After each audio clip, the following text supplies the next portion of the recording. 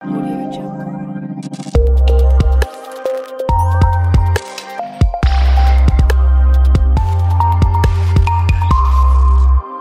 Audio Jungle.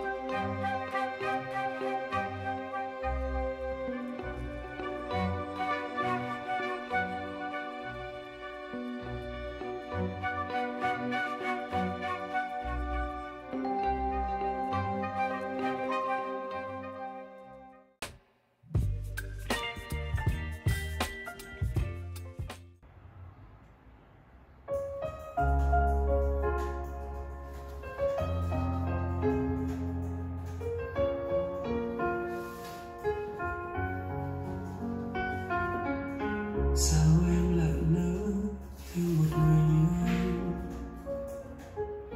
làm em khóc một phiền thấu đêm.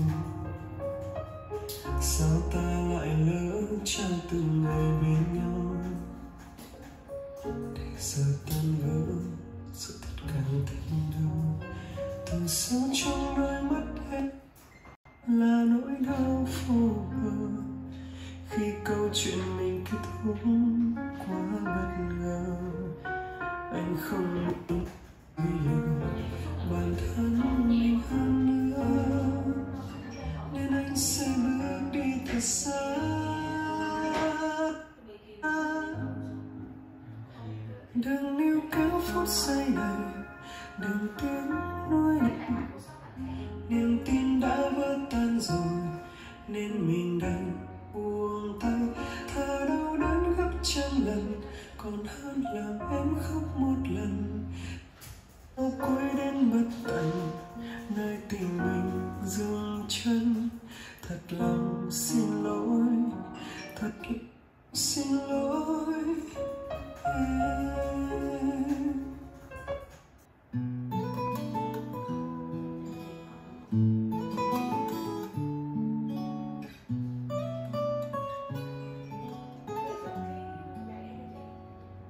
Em giờ xa đi, còn tôi ngồi khóc cho riêng tôi.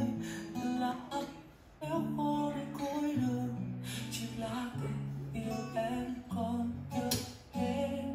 Và anh sẽ đi tìm mang về một chiếc ánh màu cho riêng ta, để cho em quay trở về mãi bên anh. Một chút nắng đen cho một đông để mây kia tiếng hồn, một hơi ấm đêm cho đời tôi. Tình yêu chúng ta biết không dài lâu, thì xin em nụ hôn cuối cùng, để lại cuộc tình chiếc lá màu xanh. No, nhưng em ra đi để cho chiếc lá mây không xanh màu, và con tim tôi heo úa với chiếc lá tình yêu. Em giờ xa đi, còn tôi khóc cho riêng tôi. Những lá vàng héo khô đến cuối đường, chiếc lá tình yêu em còn đến. Và anh sẽ đi tìm mang về một chiếc lá xanh màu cho riêng ta, để cho em quay trở